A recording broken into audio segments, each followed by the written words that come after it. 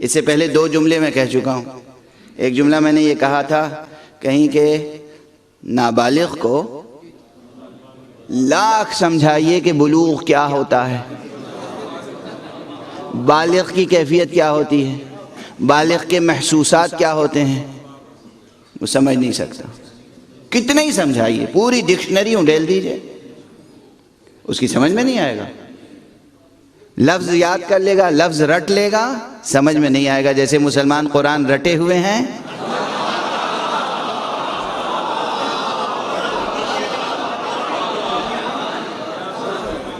قرآن سمجھ نہیں پاتے. اچھا یہ بھی تقریبی مثال ہے. بالغ کی کیفیت نابالغ نہیں سمجھ سکتا. اسی طرح کسی عالم کی کیفیت جاہل نہیں سمجھ سکتا. یہ جاہل جو علماء کے دشمن ہوتے ہیں، کیوں؟ قانون ہے. انسان جس چیز کا علم نہیں رکھتا اس کا دشمن ہو جاتا ہے. اصول ہے یہ. جاہل اور عالم کی دوستی ہو ہی نہیں سکتی.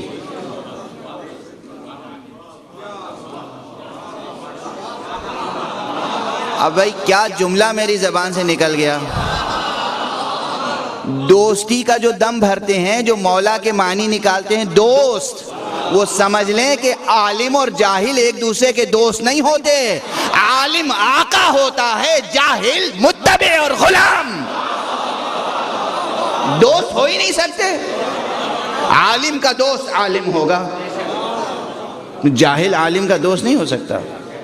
یا محکوم رہے گا یا دشمن.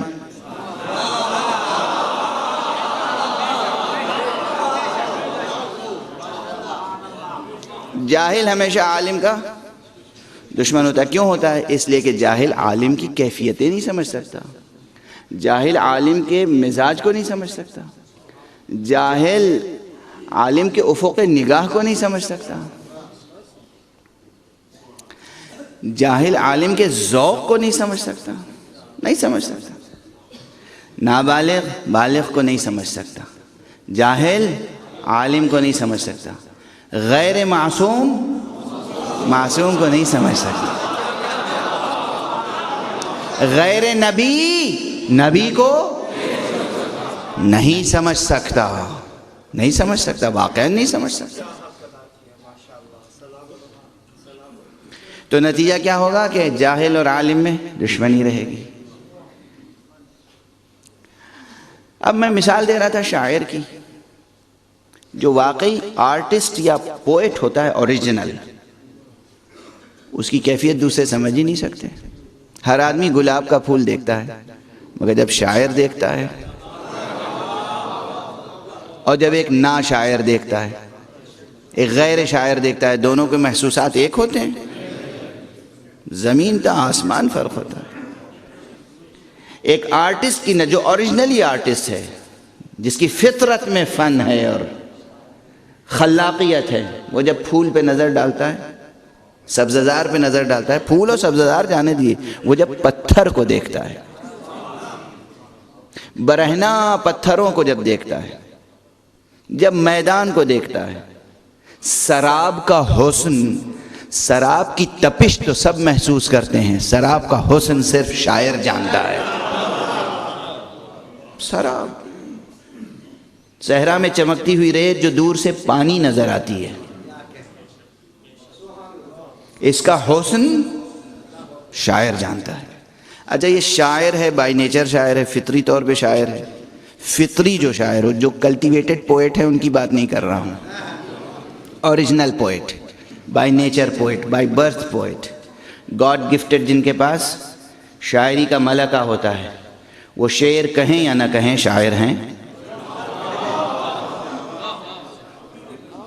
توجہ ہے؟ ضروری نہیں کہ شعر کہیں، شاعر ہے. اس کے پاس وہ کیفیتیں ہیں جو شاعرانہ کیفیتیں ہیں. شاعر شعر نہ کہے تب بھی شاعر ہے، اور شاعری وجود رکھتی ہے اس کے ذہن میں، اس کے قلب میں، اس کے عالم تخیل میں. شاعری وجود رکھتی ہے، ضروری نہیں ہے کہ وہ قلم اٹھا کے کاغذ پہ شعر لکھے تب آپ سمجھیں کہ یہ شاعر ہیں، وہ شاعر ہے۔ یہ ایک مثال ہے کہ جب کوئی صاحب کمال ہوگا، جب کوئی صاحب فیض ہوگا تو اس کا فیض وجود رکھتا ہوگا۔ ممکن نہیں ہے کہ ذات فیاض علی الاطلاق ہو اور اس کا فیض نہ ہو، ممکن نہیں ہے۔ اللہ عالم ہے، حی ہے، قیوم ہے، سخی ہے، جواد ہے، فیاض ہے، تو ممکن نہیں ہے کہ وہ ہو اور اس کا فیض نہ ہو۔ تو جب سے وہ ہے اس کا فیض ہے، جب تک وہ رہے گا اس کا فیض رہے گا، یعنی ہمیشہ سے ہے اور ہمیشہ رہے گا وہ، تو ہمیشہ سے ہمیشہ اس کا فیض رہے گا، اور فیض حق کا نام محمد ہے۔ واسطہ فیض محمد و آل محمد ہیں، اس لیے ان کو ظرف زمان میں اور زمان و مکان کے تقاضوں میں محدود کرنے کی کوشش نہ کریں۔ یہ غلو نہیں ہے، یہ مبالغہ نہیں ہے۔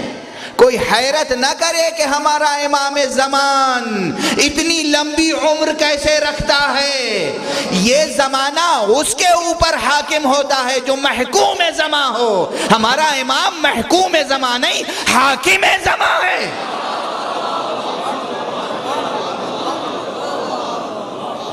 صاحب زمان ہے، صاحب زمان ہے۔ توجہ ہے؟ بہرحال